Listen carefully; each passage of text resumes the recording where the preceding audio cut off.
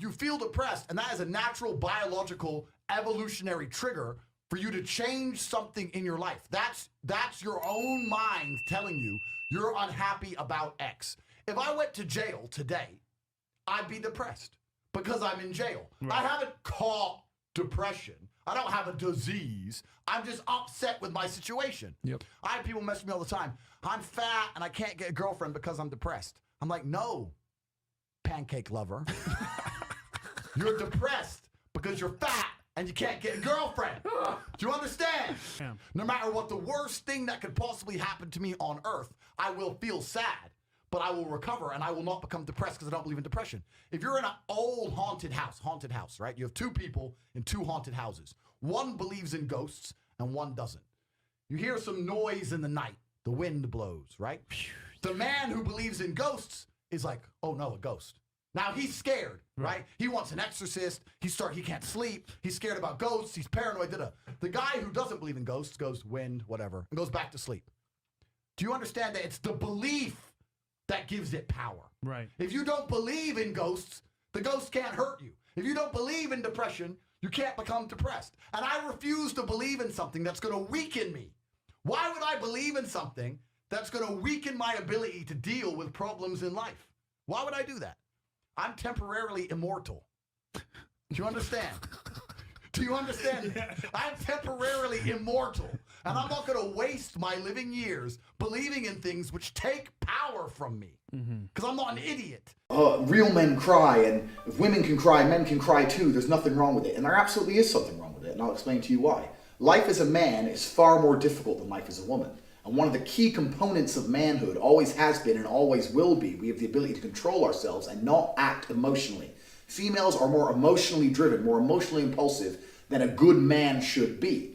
Saying that I felt like crying so I cried, this makes me a real man, is as stupid as me saying, well, I felt like smashing his face in, so I smashed his face in. This makes me a real man. No, the hallmark of a real man is controlling himself, controlling his emotions, and acting appropriately regardless of how he feels. And throughout human history, this is exactly how men had to live their lives. Do you think that the teenagers storming the beaches of Normandy felt like crying? Of course they did. But they also knew that that wasn't the correct thing for them to do. They had a duty to commit to, they had an honor, and they did what they were supposed to do regardless of how they felt. That is the mark of a man.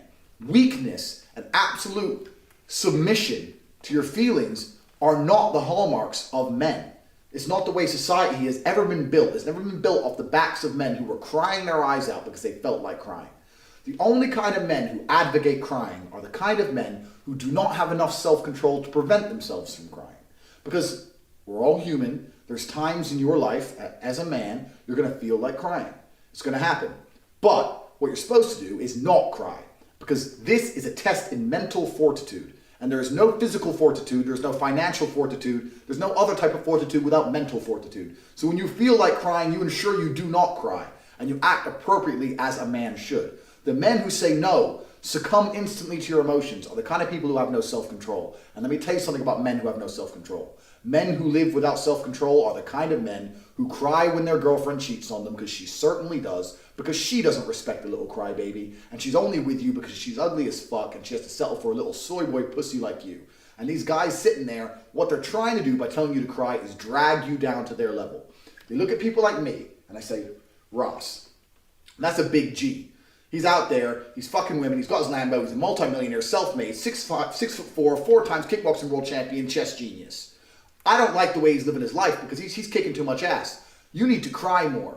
He's trying to drag me down to his level so I can be a little crybaby like him. And he wants everyone else who reads his tweets to be a crybaby too, because the more little weaklings he can create, the less bad he'll feel about himself.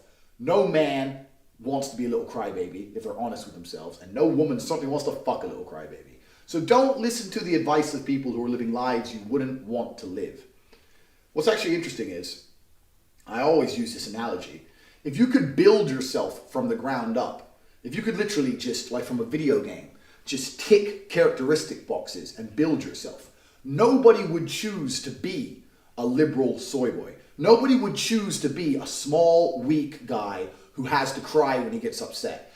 Everyone, when they get that application form from God saying build yourself for your next life, would tick tall, strong, smart, mentally tough, doesn't cry, gets pussy, rich. They take all the things they tell me I'm bad, all the assets I have, everything that I am, they tell me is bad. But if they had the choice to have these things instantly, they would sign up. And the reason they don't have these things is because all of these things come with hard work. To be physically strong, you have to work out. That's difficult. To be financially independent, you have to be smart. That's difficult. So they don't have these things because they're hard for them to acquire, but they're very easy for them to acquire. They'd have them all. Nobody wants to be a crybaby. The mark of being a real man is not being a crybaby. The mark of a real man is walking down the street, 5 guys with knives coming up to try and rape your girlfriend, and you look at them in the face and saying, fuck you. It's not crumbling into a ball, crying your eyes out and say, I have emotions too. That just makes you a bitch. Guys come to me and they go, well, how should I act? Like when I've got guys who I train, they go, how should I act? And I say, why are you acting? You're like, you have to act a certain way when a woman disrespects you.